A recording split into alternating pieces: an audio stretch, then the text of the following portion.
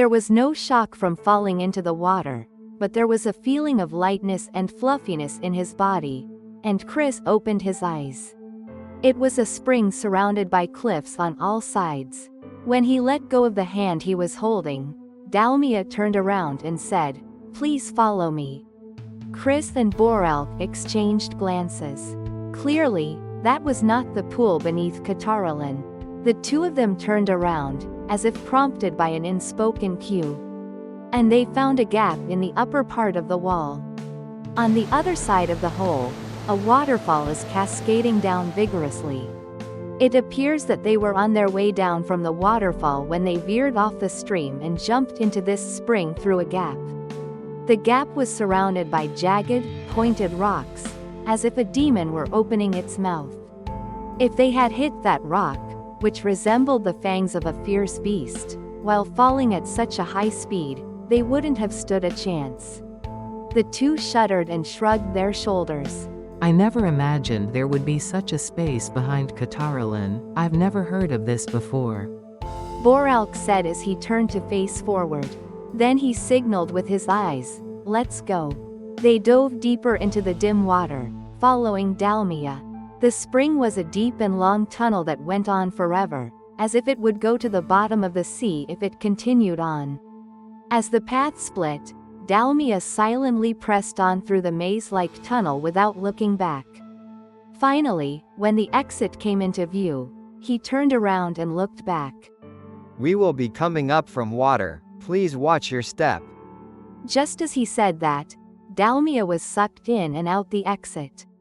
Boralk turned his gaze to Chris and said, "I'll go first." Then, like Dalmia, he turned around and descended. After Boralsi's figure disappeared, Chris also mimicked the two and climbed down with his feet. As he stuck his toes out towards the exit, he felt a gradual sensation of moving out of the water. Below, a flat black ground can be seen. As Chris completely emerged from the water, he fell straight down and landed on the ground.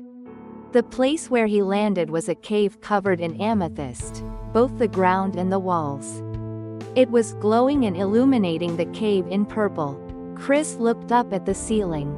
There was a round hole that looked like an upside-down puddle. There is no barrier that would block the water, but there was no water flowing down from the hole. I wonder why Prince Glenn called us to a place like this? Boralk asked, frequently looking around. "Doesn't he not know the purpose?" Dalmia asked as he looked at Chris. What is he talking about? Boralk also turned around and looked at Chris. Faced with a suspicious gaze, Chris looked down. "Well, I didn't know how much I could talk about," Chris said quietly before raising his face. "I didn't even know who to trust.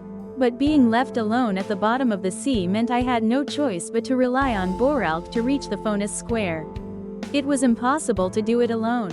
Feeling like he was being blamed for not telling Boralk the truth, Chris expressed his feelings in defiance. After listening to Chris's story, Dalmia nodded a couple of times. "You're right, thank you for your consideration. Dalmia bowed his head. But it shouldn't be a problem to talk to Boralk, since he has guided you this far." Boralk, who had been listening to their exchange with a puzzled expression, asked, "What does that mean?" Chris looked at Dalmia as if to confirm, and Dalmia nodded back. "Honestly, the reason I came to Oceanus is to obtain Aqua. I'm sorry for not telling you." Chris apologized, and Boralk showed a stern expression mixed with anger and surprise. Is that true? But you said you didn't know anything about the crystal element. "Yeah, I'm sorry. Glenn told me it would be better if my existence wasn't widely known, so." As Chris said this and looked down, Dalmia stepped in to support him. "Chris is considered to be one of the chosen ones." Upon hearing that, Boralk's eyes widened. No way, a kid like you. Boralk muttered, staring intently at Chris. So, what are you going to do with Aqua? You're not planning to use it to control the world's oceans, are you? Chris chuckled wryly and shook his head. "I think you're a little mistaken. Crystal elements don't have that kind of power." The crystal elements don't have much effect when held individually, they only unleash their tremendous power when 5 of them are gathered together. That's what the people in the central office of the underground world said. Isn't that right? Dalmia nodded silently in agreement with Chris's opinion. When the 5 crystal elements are gathered, they can either ascend the earth to a higher dimension or cause its destruction. As Chris was explaining, Boralk gestured for him to stop. I know that when the 5 are gathered, the earth can be ascended to a higher dimension. If negative power is used, it can also be destroyed.